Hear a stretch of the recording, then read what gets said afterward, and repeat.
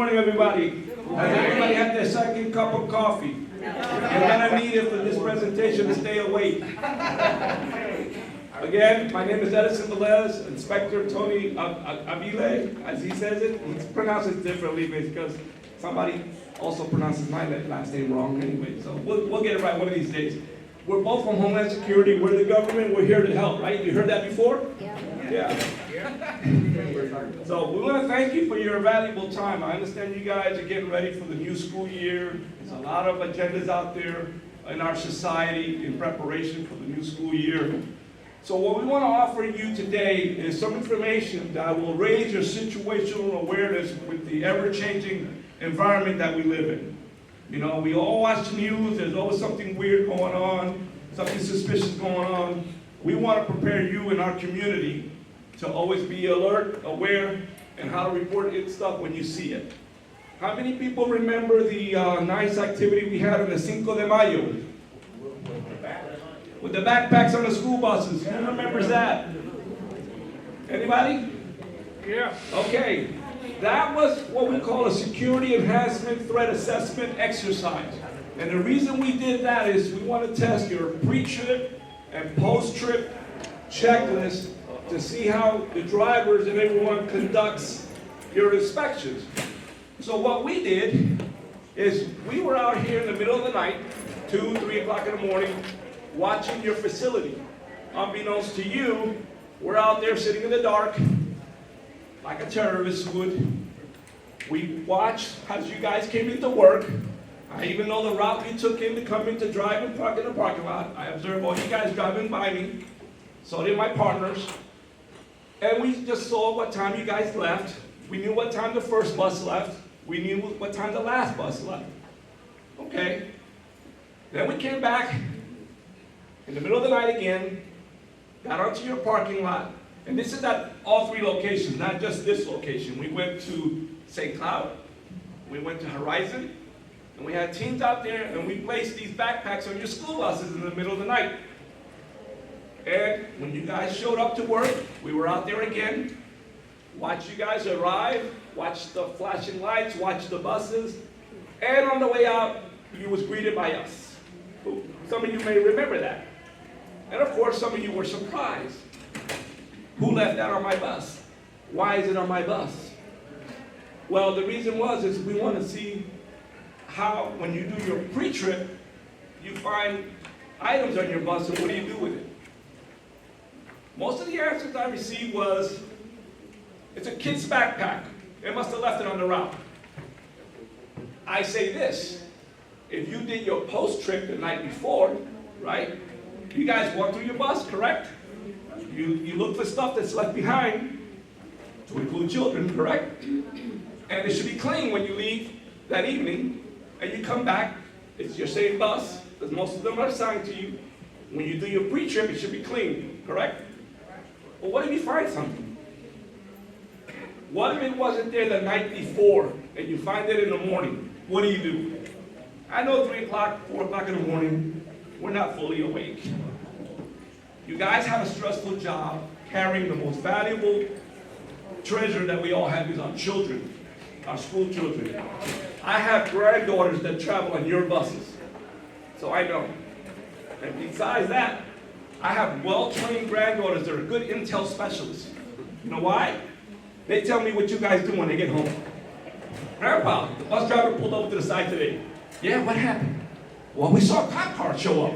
Really? Why? Unbeknownst to me, I didn't know that there's anything going on, but they tell me. So you can imagine they tell their parents or everybody else when they get home. So we have these little cards, and Tony's going to pass them out. You'll see an example up on the screen. We call them hot cards. And it's very simple. You can keep them on your lanyards. On the opposite side of the card is 8 signs of terrorism. How do they plan? What do they do? Because we're not in a safe zone no matter where we are today in society. A school bus is a very innocent vehicle that can be used for many things. How many times is your school bus stopped at a big venue and checked for security? Not many times, probably. You probably get weighed in because you're a school bus, right?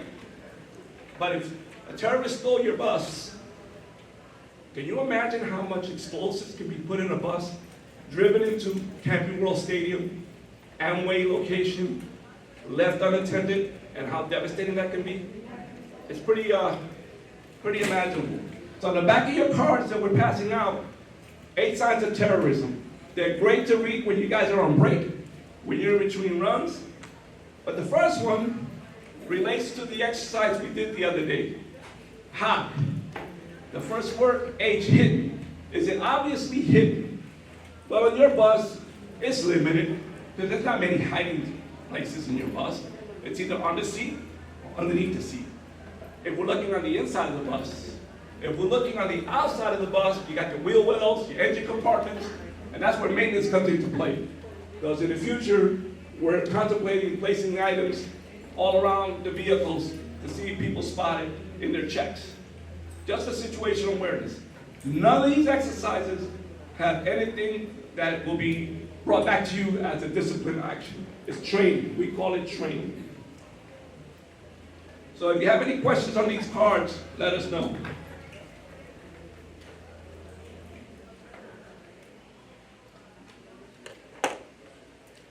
These are some general procedures. It's going to be difficult to read. We apologize. This is not a PowerPoint presentation, so I don't expect you to try to read this stuff. And pretty much, it's covering everything that I went on. Always follow your school policy. Whatever your communication process is, you follow it. If it calls for you calling your supervisor on duty, follow it.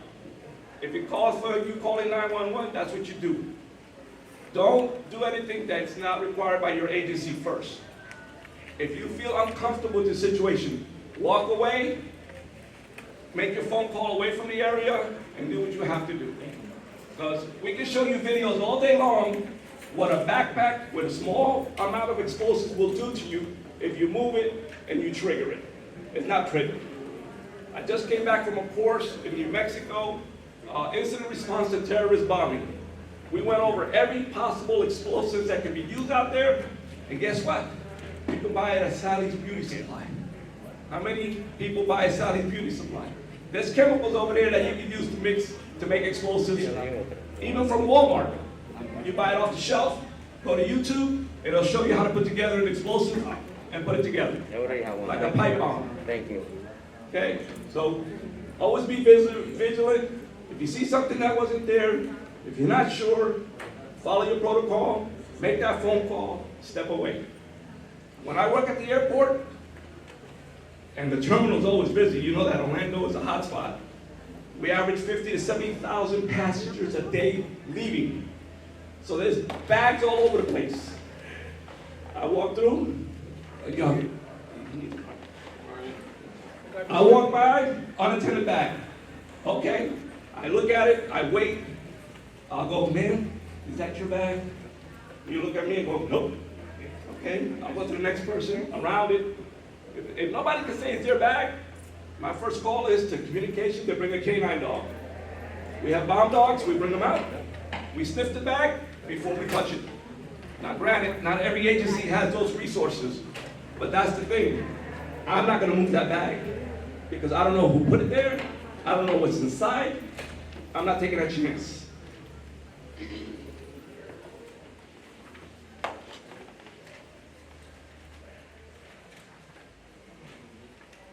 me see if I can make this bigger.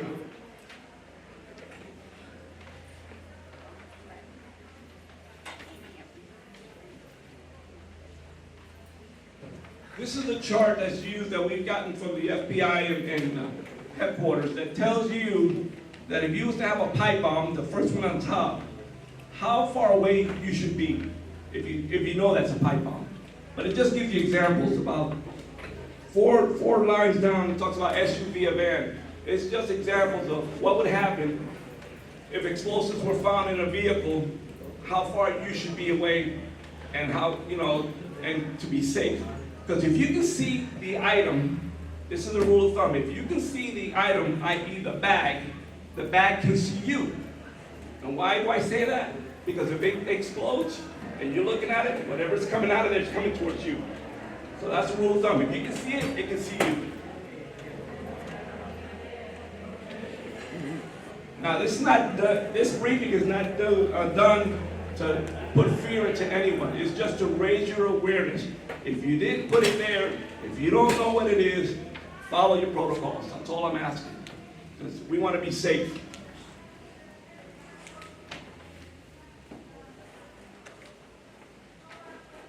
Just more examples here of how terrorists prepare. I talked about surveillance. That's what we do.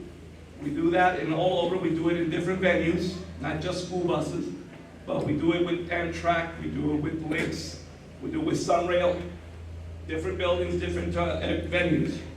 And we look for people that don't belong.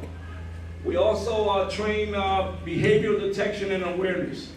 That is a concept that is proven in the physical science and law enforcement industry, where your actions, your indicators can tell me whether you're lying or you're up to something. And we all know this. We just got to put the verbiage together. Just like with our children. When you ask a child, did you do this? And they look away from you and go, no, I didn't do it. Already they're defending themselves. They're blocking answering you. Those are what we call behavior indicators. And we talk about that. I talked about acquiring supplies. Dry runs. Dry runs are what we do. We go out and we watch, we observe, we time everything, we get the information, we figure out what's going on, and then we go in and we execute the exercise. But in the real world, the terrorists do the same thing. Back in the day, they used to put stuff in checked baggage that looked like components of a bomb. And they go through our x-ray, and our awareness gets raised, and we go, I got something here, I got something here, and we proceed with caution. And we do our tests, and we do our analysis, and then we open the bag, and then we find that they put a block of cheese, or they put a cell phone next to it. Well, on an x-ray, it doesn't tell you it's a block of cheese. It looks like a mass, just like explosives would look like. You got a cell phone? That's a triggering device. You got the wires from a headset anywhere near there? It could be the wires going into the explosive. These are all indicators, and they might test it by putting bags in the system to see if we catch them. And they'll look at it, and say, well, maybe we have to get this bag one of these days through this airport. We caught a guy here many moons ago who was on his way to Jamaica to assassinate some of his family members. What did he have in his bag? Well, he had a lot of neat little things. He had pipes, end caps, black powder explosives. He had everything he needed to build the bomb once he got to Jamaica.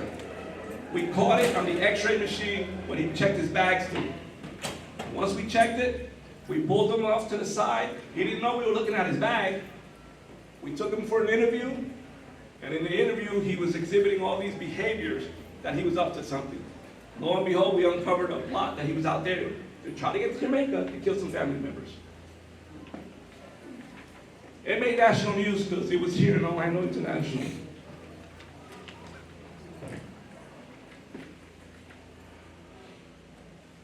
This is just an example of a security briefing that we conducted with your staff.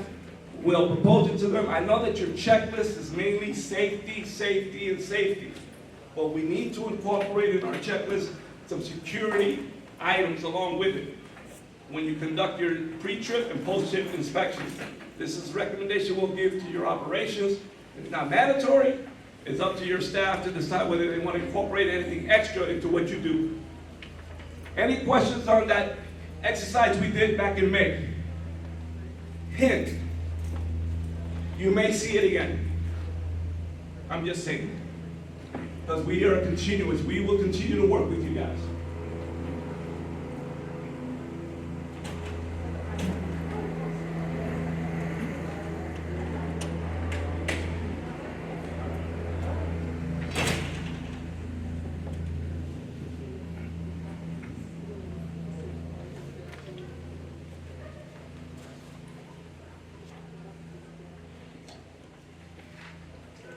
So the main topic and the main reason we're here today is also to talk about active shooter preparedness. Yes, sir. Question. How about if one morning I come and I find another bag in my bus? Do I have to call security, dispatch, or who do I call? Whatever your protocol is for your operation, which I believe you call dispatch, and report it, then follow their guidance and direction. That's the first thing you should do. Okay. But if you see wires coming out of it, if you see something weird, get away from your bus, make your call, and let the professionals come and handle it. All right. Yeah, try not to be a hero because we don't know how they set it up. Because we actually have bomb experts on our team, guys and girls that were former explosive device experts that have been to Iraq and Afghanistan, and these individuals have seen the real stuff. We call them at the airport when we see a bag that we're not sure of, and they analyze it before anybody touches it or opens it, because we don't want to get surprised.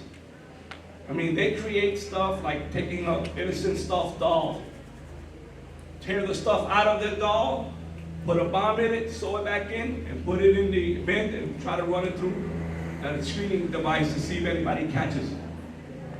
As innocent as a toy, they can make a bomb. Any other questions? So I'm going to continue with this briefing. I know you guys got here early. I don't want to bore you to death, but this is something that's very near and dear to everyone in today's society, active shooter preparedness. Are you prepared? We see the news every day. I was just telling my teammate here this morning, last night, I'm looking at 2 active shooter situations that happened in the country this weekend. New Orleans the other night, in the middle of the night, people running like crazy because people started shooting in the French Quarter. New York City, 2 guys, they have them on camera walking up around the block to a laundromat, pulled out their weapons and fired 37 shots. Innocent people are getting hurt every day. This is just a presentation on you to mentally prepare yourself. What would you do if you had an active shooter situation on your bus? But not only on your bus, in your everyday life, you can mentally prepare.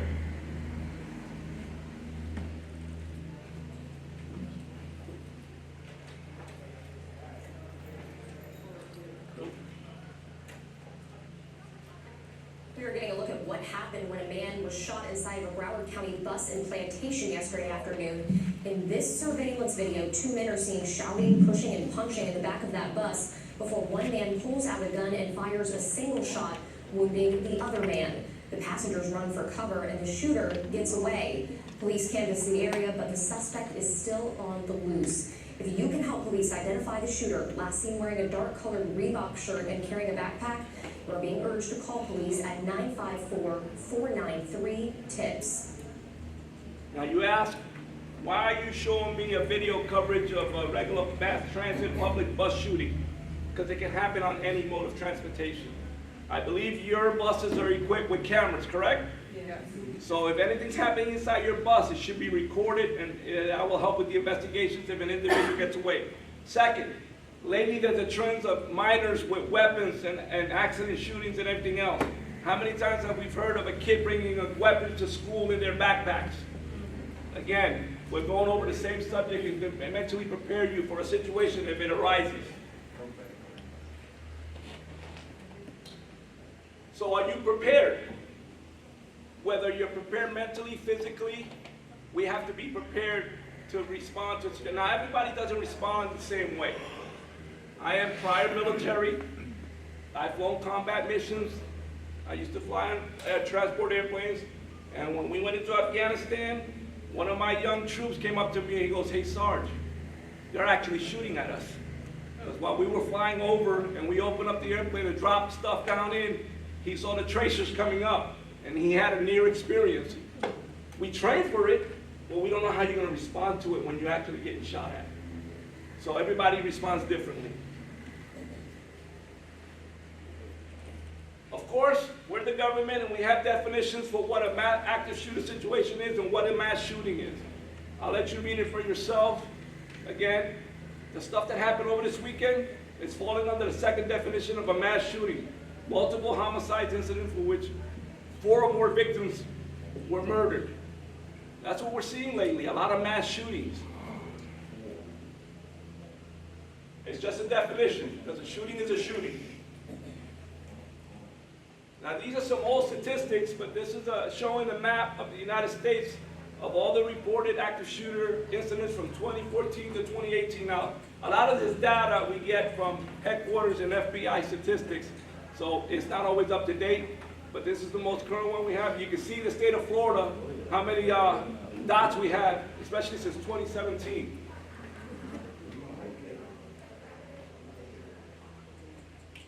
Here's some more maps about 2019. Again, Florida's up there of the incidents that are being reported across the nation.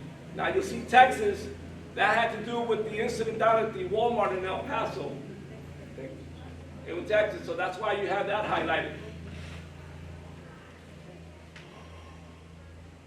So basically, anywhere we go in this society in the United States, you have to be situated where, unless you're up there in Montana, Utah, up there, way up there in the mountains, that you don't have to worry too much about stuff like that. But in any major population area, there's always something going on.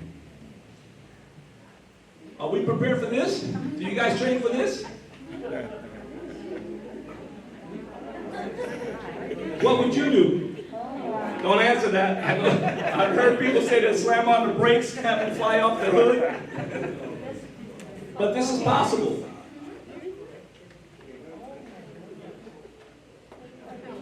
So again, are you prepared? And when I keep on saying, are you prepared, we're right now in training, right? Or briefings. So we're doing something. But are you prepared? This video is going to show an example of someone who's trained, but were they prepared?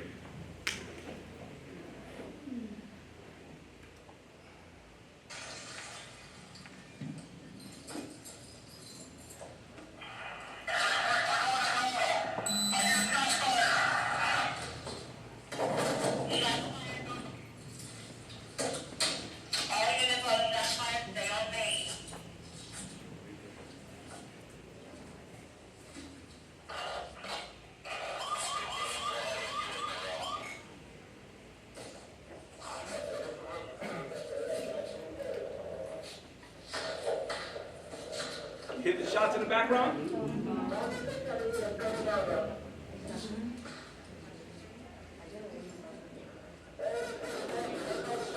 This video is from the Parkland shooting that occurred down in South Florida.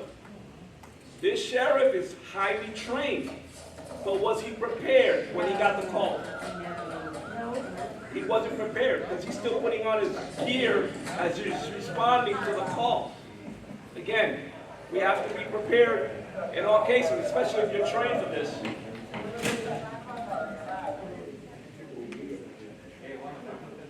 So today we're going to continue with our briefing about active shooter. Again, more definitions. The situation's not going to stop until either law enforcement gets involved or you, the average citizen, engages. And I'm not saying that you have to engage. I'm saying normally that's what's going on in our society. The active shooter knows that the minute they start shooting, their time is limited. Because 9 times out of 10, they're not going to get away with it if they stay in the area. Because law enforcement eventually is going to show up. Or another innocent civilian who's well armed might decide to engage them at the moment. But we don't know. Our objectives today, we're going to talk about the situation, the vulnerabilities in your transportation system. You guys are vulnerable every day. You pick up students from young, age, all the way to high school students. And as you pick up older students, that's when you have to be a little bit more situationally aware because of the social environment they're living in, because somebody looked at me the wrong way, somebody stepped on my shoes getting on the bus, somebody pushed me. Now something breaks out in your bus, and all of a sudden, weapons are involved. And of course, we've all heard of the run, hide, and fight. It's being talked about all through our society. You have to make a mental plan. When you see something going on, you're either going to run, you're going to hide, or you have no recourse but to fight. This is a situation where an administrator somewhere said he didn't think it was going to happen to them. Because we all think it's not going to happen here, right? We're living in a nice neighborhood. We don't hear those kind of things going on. And all of a sudden you wake up the next morning and maybe 2 houses down from you there was somebody who got shot or stabbed. Okay? So we also have to be situationally aware. So are you prepared? 911, what is the nature of your emergency? There's somebody with a gun at the main entrance to the mall. Active shooter situations are unpredictable and evolve quickly. Are you prepared? And again, everyone responds differently. These are different snapshots. The lower left-hand corner are the students that were coming out of Stoneman Douglas when they were being escorted out. You got the upper right-hand corner, individuals running from the shooting down in Las Vegas when that active shooter was shooting from the hotel.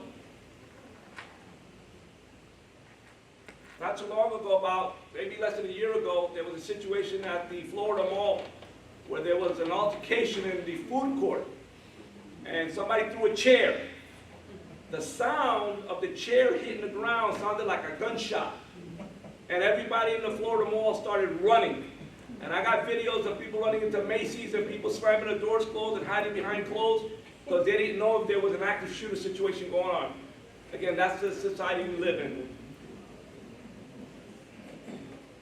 Social media, it's a big thing. You know, this is something someone posted up there. I'm going to make a list of people I'm going to murder. The guy who did the Stoneman Douglas shooting, a guy named Cruz, has a video on Facebook, on social media, that he talked about what he was going to do before he did it. And believe it or not too long ago, this guy's already in jail. The video's still up there. His manifest of what he was going to do that day, and he did it. And if you don't think that sometimes people are paying attention, I'll give you a personal story. Person went through security at our airport, bragged on Twitter that they got by our security, took a picture, bragged. Within 10 minutes, we had her at the gate. We pulled her off her flight within 10 minutes. She thought nobody was watching. Her social media account got tagged by our headquarters in Virginia. Virginia called Orlando. I got the call, and we got the girl at the gate getting ready to board her flight, and we pulled her right off. She'll never play a stunt like that again. She'll never do it again. Be careful what you post, folks. Again, more example of teenagers posting stuff out there, you know, making idle threats. Again, children think they're invisible. They do all kinds of things. They'll try anything once. We have to be paying attention to what's going on. Who better than yourself to know each child that normally gets on your bus, how they normally respond each morning? Now granted, some of them might be grumpy, some of them may have attitudes, but you know who they are. And once you see a change in them, you should be able to catch up on that too. Because if you have a student that's very active, very talkative, and that morning they come in and you say good morning and they blow you off, you go, that's weird. Susie, Johnny always greets me every time they come on the bus. Today, they're ignoring me. Just put that in the back of your mind. What's going on? Is it a one-day thing? Is it an everyday thing? Keep that in the back of your mind. Again, the shooter knows that they're on the clock. That's the new way. They know that the minute they start shooting, they're either going to run out of ammunition first, or somebody's going to stop them. Okay? 74% of these events in 2013 took place with the assailant walking through the main entrance. Sometimes we know who these people are. They'll walk into your facilities. I've gone through most of your facilities driving in a vehicle, and not one person has stopped me and said, "Who are you?" I'll drive through, I'll wave, but you don't know who I am. You should, if you're working in your environment and you see somebody that doesn't belong, you should engage. Can I help you? Can I direct you to where you need to go? Something as simple as that may avoid something serious from going on.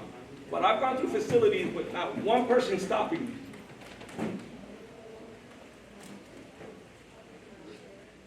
Here's a list, and this is all active shooter incidents that have occurred in the state of Florida from January to June. We'll need multiple more pages to try to catch up till today, because there's a lot more to be added to this list. This is an ongoing situation.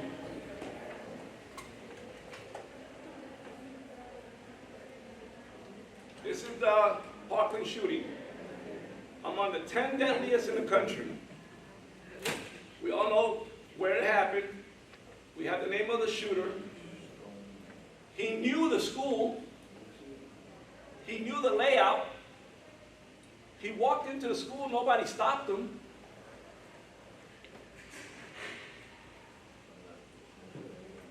In this video, someone's going to have the luckiest day of their life.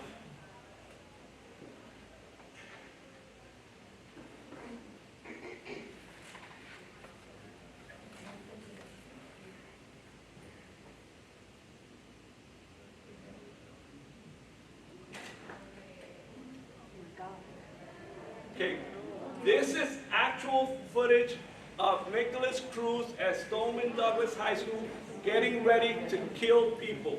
That other student walked into him in the staircase while he was getting his long rifle ready.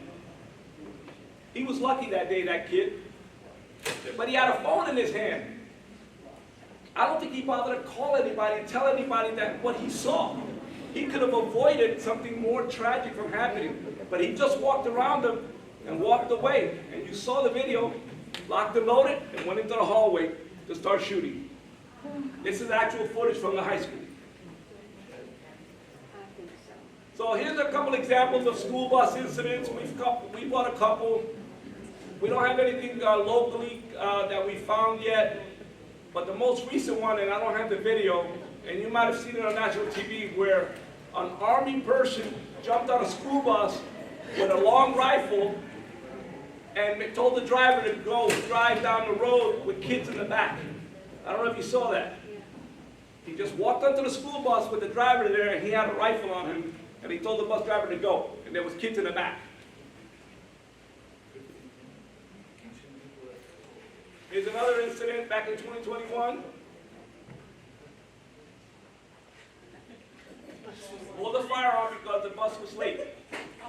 Now, we all know you deal with angry parents all the time. Rule of thumb, do not let the threat on your bus. This happened in Melbourne.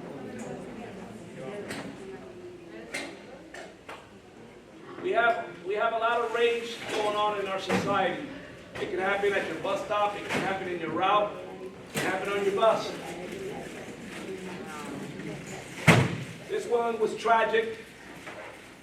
A gentleman came in and held some kids hostage, tried to grab 2 kids, eventually got 1 or 2 hostage.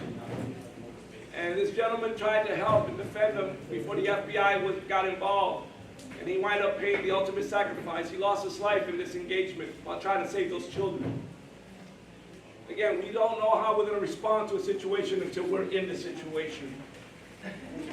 So, why do we talk about workplace violence? Remember a couple of slides ago that most active shooters walk in through the main entrance? Why do you think that's so? They might have worked there. Exactly. They might be receiving a service from you when they come here frequently to complain about something. But as you can see, an estimated 25% of workplace violence goes unreported. That's something that we need to look at. You see listed on the slide 4 types of individuals who committed crime. People who had a relationship with each other in the workplace. Someone, like I said before, a recipient of a servant. A parent that's upset that you were late to the bus drive. A parent that's upset that you drove right by and didn't pick up their child. Might come to this office or come somewhere and create a scene. Okay? You fired someone and they left upset and management didn't report that so-and-so was let go. They don't have to tell you why, but if you might have known this individual and they left upset, in the back of your mind you're going to go, if I see that person again and they've been fired, why are they here? Be careful of that, because they may come back to seek revenge on management or someone who caused them to get fired. Personal relationships, either internally or externally, sometimes gets brought out to the workplace. Those are the types of workplace violence that are going out there. So we talk about guns, but it's not necessarily only guns. Now we all know England has strict gun laws. So most of their attacks are not done by guns, they're done by knives. So any weapon out there can be used. What can could be hidden in your school bus in the seats? Knives, razor blades, sharp objects, guns, tasers. Let me tell you, I can go to a flea market all day long and buy these fancy little gadgets, and nobody will question me. And I can hide them in a backpack, I'll stuff them in a chair. You know, I'm gonna ride this bus this afternoon, and I got a beef with somebody. I'm gonna hide it here. When I come back this afternoon, if this thing continues, I'm gonna pull it out and use it. You gotta think that this is gonna happen one of these days. Let's hope not. We try to bring up our children to do the right thing the right way. But there's something always out there, the unexpected. Here's another example, it's hard to read. Handguns with number 1, firearms not type stated. When it says not stated, it's because whoever made the report didn't identify what was used. We all hear the terms assault rifles. Well, that's not the proper term. It's either an automatic weapon, hand pistol, or a long rifle is what we use. Media will use assault rifles in their narratives. So what do? First things first. Like I mentioned all through this briefing, follow your procedures. You have your guidance that has been established for your employment. Practice personal safety at home, in public. When I go out, and it's sad to say, when I go to the movies with my grandchildren, I do a brief, believe it or not, with my family. I sit in a specific area in a theater where the emergency exits are immediately accessible for me. And I tell the wife, you grab these two, if we have to run, I grab these two, and I do that before the movie starts. Sad to say, but that's what we have to do today. When I go to a restaurant with my coworkers, we fight who has a chair facing the door. Why? I want to see the threat coming in if it comes in. So I always have my back against the wall, and I want to see the entry and exits whenever I go to a public establishment. Just old habits. See something, say something. If you're not sure, folks, let your leadership know, hey, I saw this today. I was going down this route, and this is what I saw.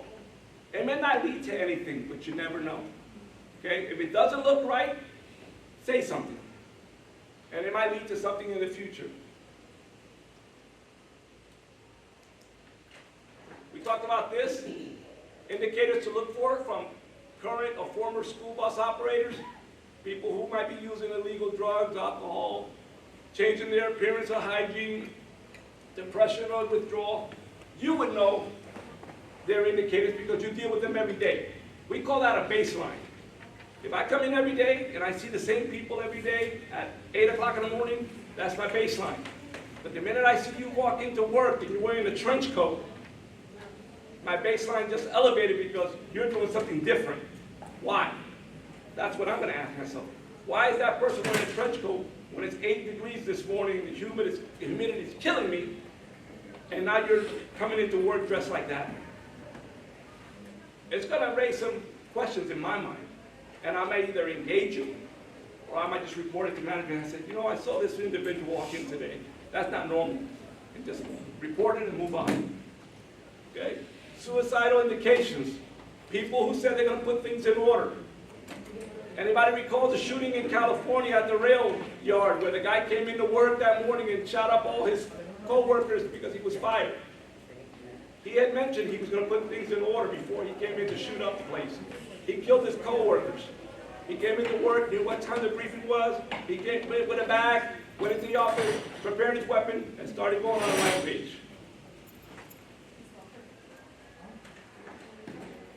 What to watch for when you guys are driving your routes? Are people standing around a bus stop that you normally don't see?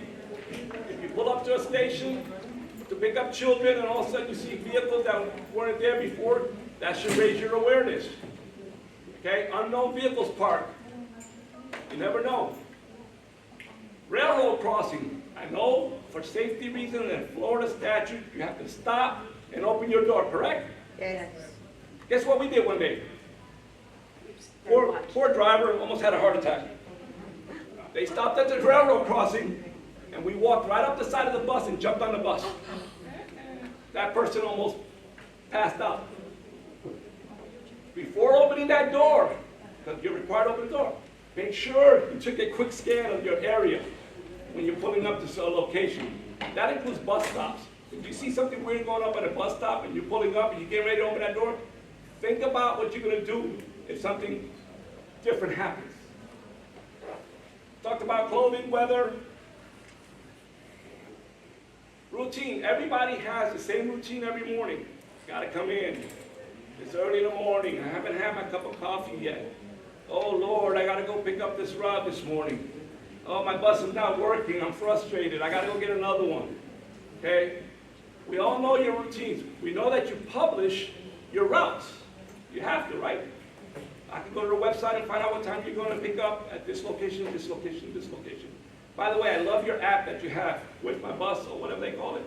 I love it because then I can plan what time I'm going to be there to pick up my granddaughters. And again, your bus only has 2 entry and exit points. The doors and the back doors for emergency. Of course, you can go out the windows and the hatches, but I'm talking about main doors. Okay, you guys are easy on and off, but your space is confined. You know, for children, not so much, but for adults trying to get in and out of those buses and try to go through, it's not easy. Okay. Do you guys, during the school year, do you brief any of your children that normally ride with you how to open up the back door in case of an emergency? I don't know if that's policy for you guys or not. Do you practice that or not? That'd be something interesting to think about. You know, if you have older children that you can say, hey, if something happens, I want you to pop open that door in the back and help out with the evacuation. Something to think about. Again, follow your policy. Always be aware of your environment. Again, I talked about this over and over. Make mental notes of your facilities and areas. Each one of us don't have one of these, right? We all wish we had a bus with afterburners on it. So we get into what we're going to do when we engage an active shooter. We're either going to run, we're going to hide, or we're going to fight. Have an escape route in mind. Where are you going to run to? Because if you're not aware of your area, you might run into the wrong place. Evacuate whether others are going to evacuate or not. You got to think about you first. Don't worry about the guy or the girl next to you if they're going to run or escape, because it's you first. If you're going to make that decision to run, just go. Okay? Leave your stuff behind. Now we all carry our cell phones everywhere, and you're going to run and go, oops, I want to go get my cell phone. Well, that might be a bad decision that day. Okay? And if you can help others escape, that's fine, but it only you know what your capacities are. If you're running out of a building, let's say we ran out of here. If somebody's coming into the facility, don't let them come in, because they're going to come into a situation they may not be prepared for. And when you're running out, if law enforcement arrive, keep your hands open and out. Why? So they know you don't have a weapon. You're right. That way they won't shoot you. So having a cell phone in your hand and doing this might be a bad thing, folks, because when law enforcement's coming in and they're already 10 levels to the top trying to focus in on what's going on, they may not identify that you've got a cell phone in your hand. They might think you have a weapon. Just drop it, keep your hands open, and follow their directions. Now, they may not use fine words to tell you to move, so don't get offended if they start cursing and yelling at you. Just follow their instructions. We can argue about that later. They're just trying to come in to mitigate the threat. And when you're safe, if you can, call 911. Don't assume somebody else call 911. Never assume someone else call 911. If you can, you call. If they get 100 calls, they get 100 calls. But call 911 when you're safe.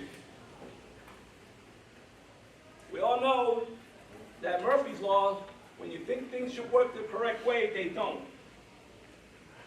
Going back down toward the second floor. Can you be focused on the exit in the building? This is live, This is live? Nobody else get on this radio but the camera guy.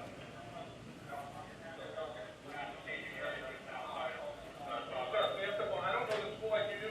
I need this information to relay on the radio. No, I don't know the school, but I tell you, ask a question, give me an answer. Okay.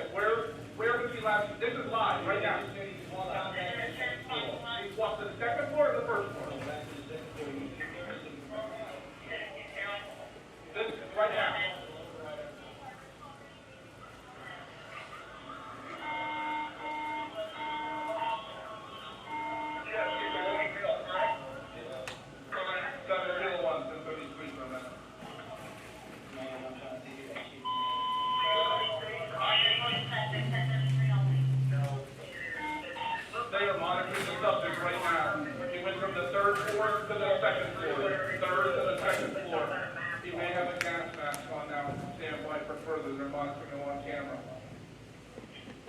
Okay, this camera footage is at a live active shooter situation, and law enforcement is trying to determine where this person is. But they think they're looking at video that's live. After the situation settled, come to find out that the video was 9 minutes old. So the decisions they were trying to make were invalid because the information they were receiving wasn't valid either because it was 9 minutes old. So that's why you see hear the chaos and the guy telling him, don't talk unless I ask you to talk, because he's trying to absorb the information coming in.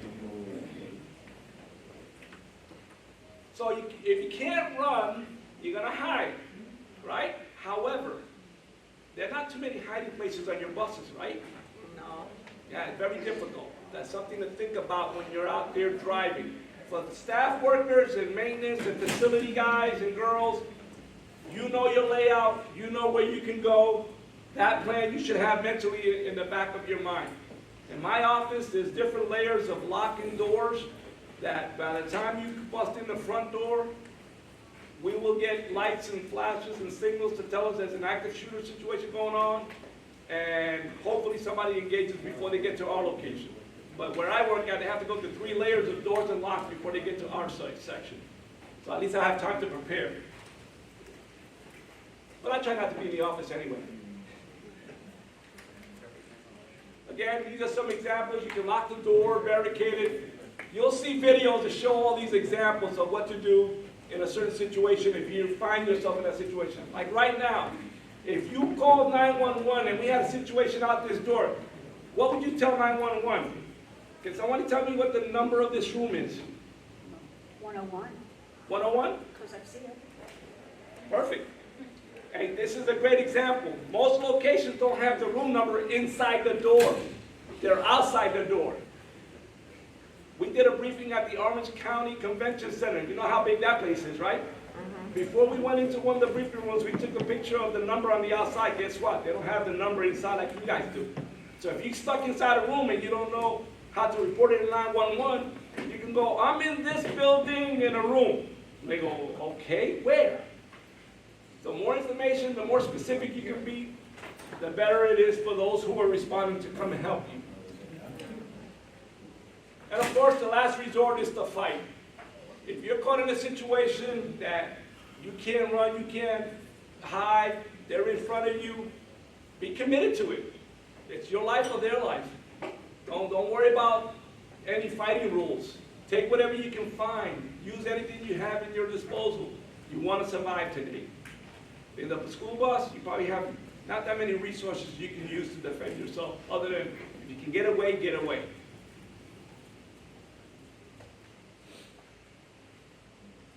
Again, don't let the threat on your bus. We talk about this because we know that you have to stop and open your doors at railroad crossing. We know that you have to pick up and drop off the children at designated locations. But if you feel there's a threat out there, you need to make a mental decision. Do I stop?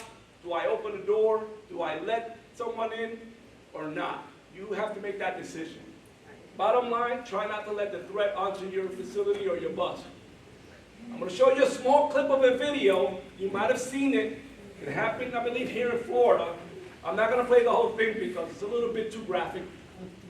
And I don't mean blood and all that, but it's just the content.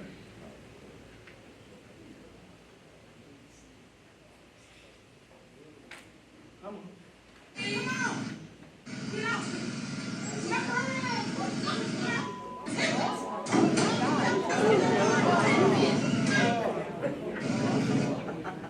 Okay. When did I just finish briefing? That happened for real, folks.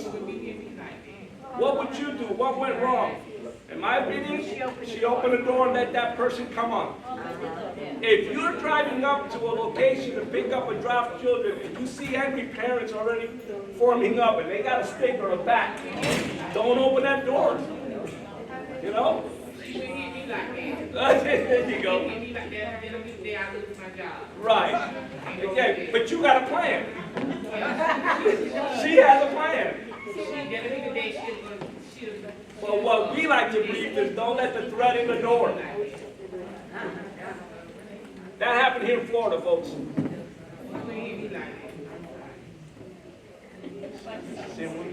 No. Okay, here's another video I'd like you to look at. And what would you do here?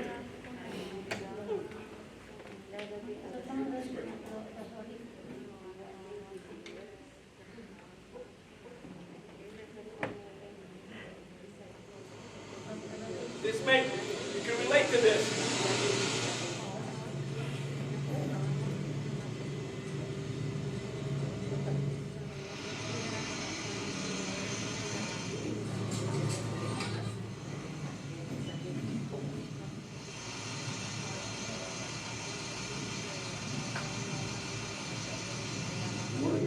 Good morning. Good, how are you?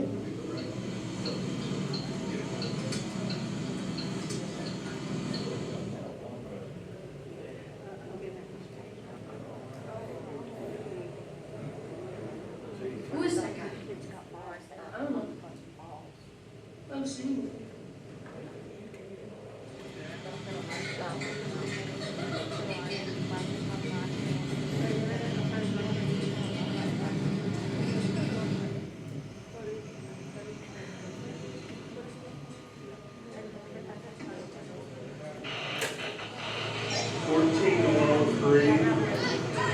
I'm passing up my third stop in Augusta Woods, the Collins house, because of the suspicious carrying food working around. I'm not going to endanger the rest of the kids. I need some help, please.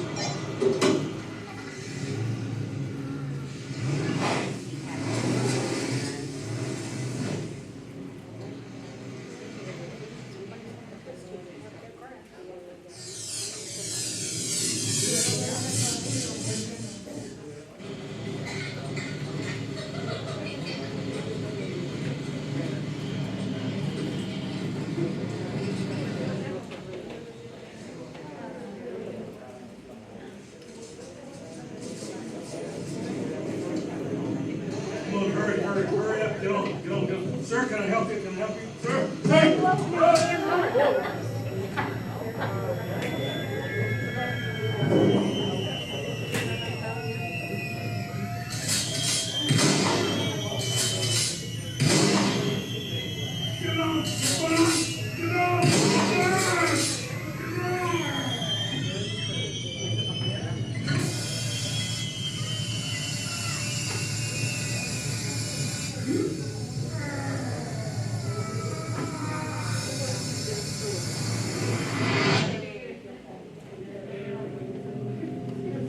Again, food for thought. You have to be mentally prepared when you're on your route.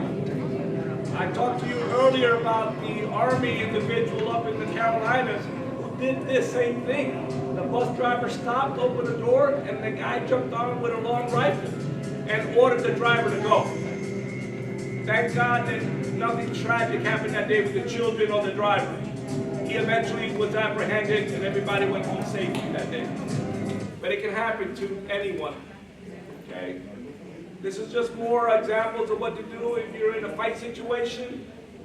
Just be aggressive, don't remain calm, because if you have no choice at that point. Somebody's facing you with a weapon, it's either do or die at that point.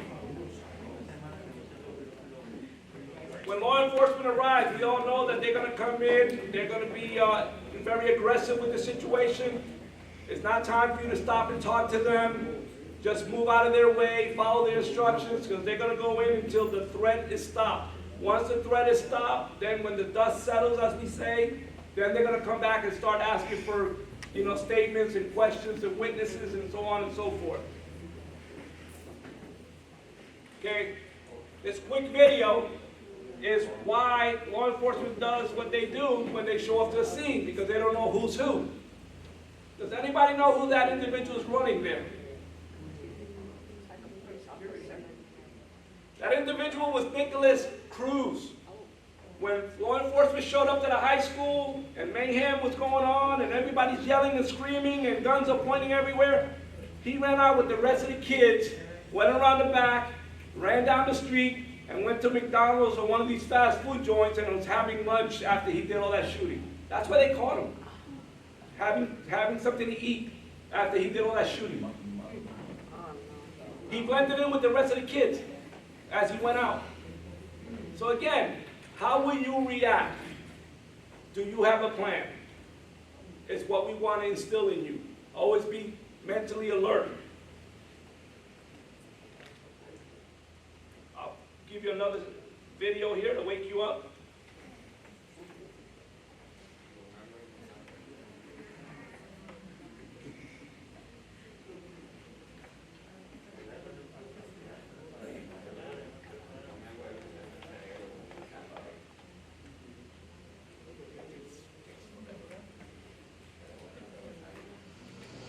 Another school bus scenario for you guys to look at. Hey, are you guys ready for that history quiz today? There's a history quiz today? I was doing the packet last night, yeah, but I fell asleep. Yeah, I was working really late. Well, we can study it. So, what is this option? I don't really know that well.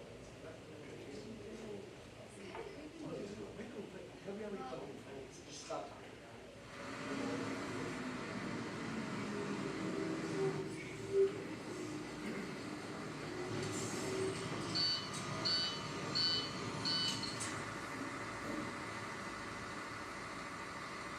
Good morning. Good morning. Good morning. Good morning. Morning, guys. Is everything all right?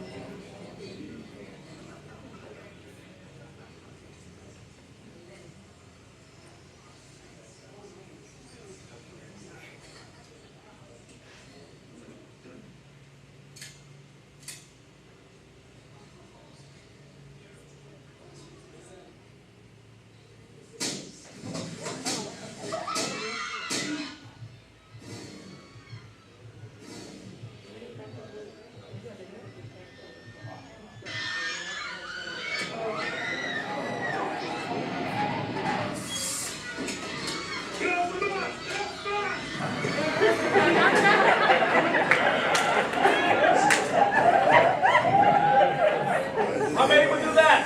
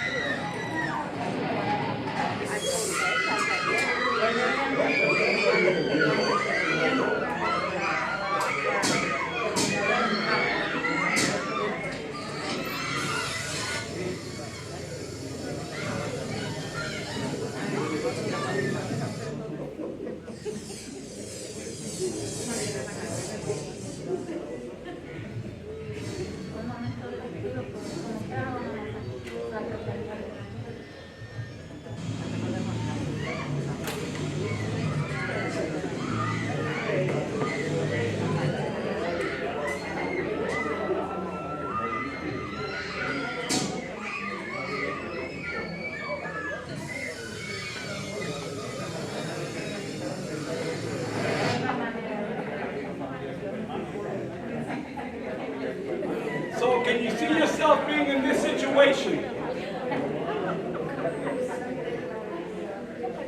Good morning, folks. I know you're getting restless and we're almost done. You know, I thought, but again, we give you these examples because we really don't know how we're going to respond. That last video showed 3 scenarios. The first scenario, the guy's there, he goes, he doesn't know what he's going to do. He's thinking about it. You know how when you start your computer and it starts to spin and it's getting ready to boot up and it spins and it spins? That's what his mind was doing when he first engaged. Then he decided to stop and get off the bus and run for himself. We don't know how we're going to respond. So again, do you have a plan? The last video I'm going to show you is something we can use in our daily lives But before I put on that video, does anybody have any questions relating to active shooter? Yes, ma'am. The last situation, this is for them. Could he have shut the door on the bus and left that student? We may get in trouble for it, but in a situation like that, if we see a student acting that obvious, shut the door and go. Okay, that's it. Follow your procedures. Did you notice that he greeted every student as they got on the bus? Yes. Did you notice that when he talked to the young man, he knew something was wrong? Because he knew the students. He knew that that individual wasn't acting right. And again, it turned into that situation, but we don't know what's going to happen that day. But just keep it in the back of your mind that you know something wrong is going on. Okay? So one final thought. This can be used in everyday life when you go out shopping, when you go out to a restaurant, when you go out clubbing, whenever you do. This scenario here was put together by the FBI because of the current situation we're living in our country with active shooters. So after this, we should be almost done, folks.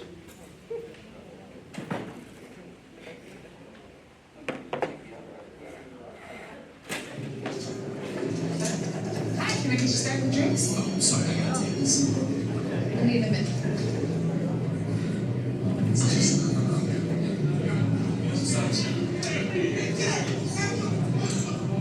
Back up! You can't be here! Get in my face! What is it in front of you? Get off! I don't understand.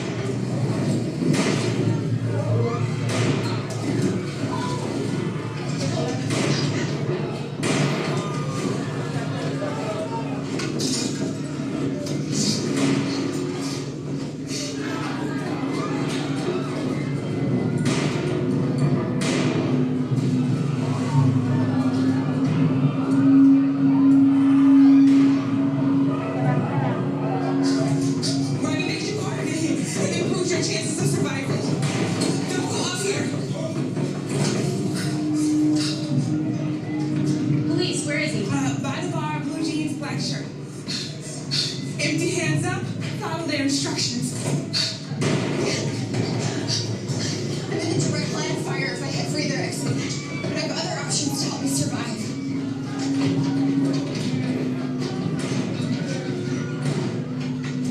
Guys, come on, in here. Go, go, go. Lock and barricade the door.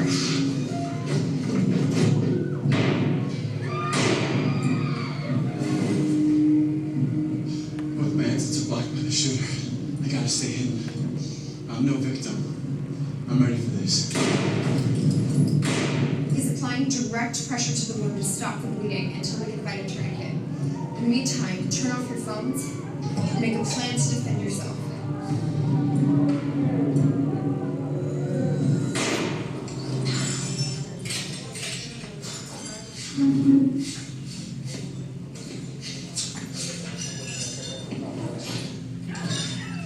We have to fight to survive.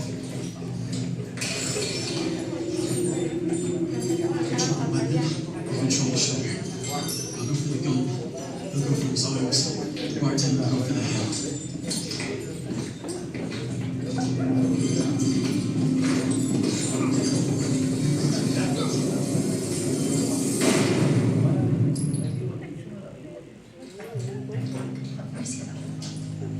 We got him right here!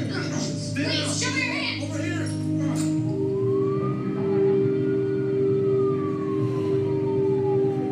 You can survive a mass shooting if you're prepared.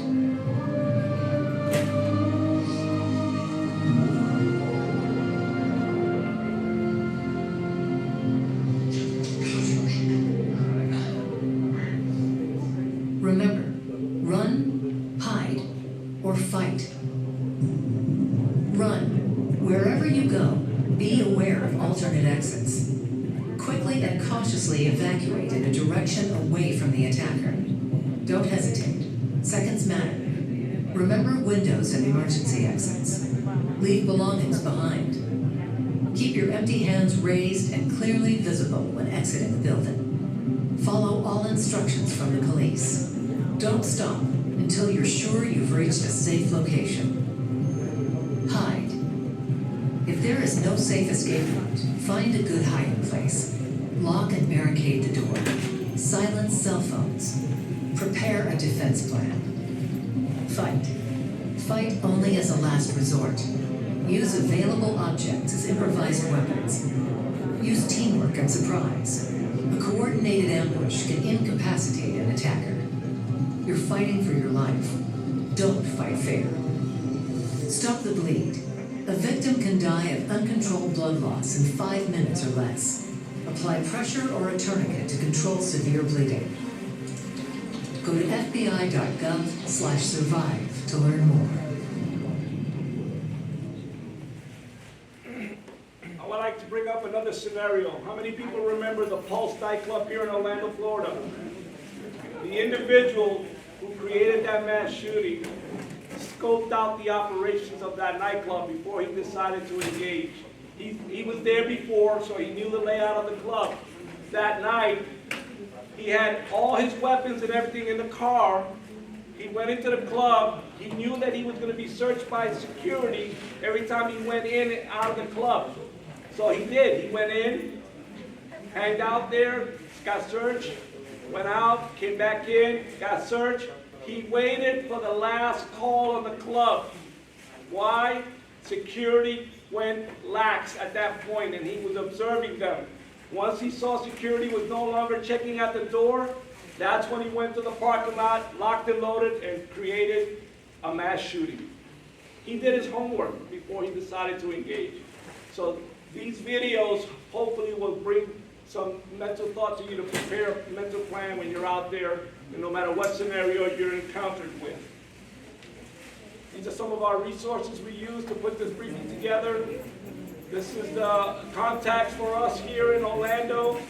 You got my supervisor. You can call him and tell him how a great job we did this morning, or you can call him and say how terrible it was.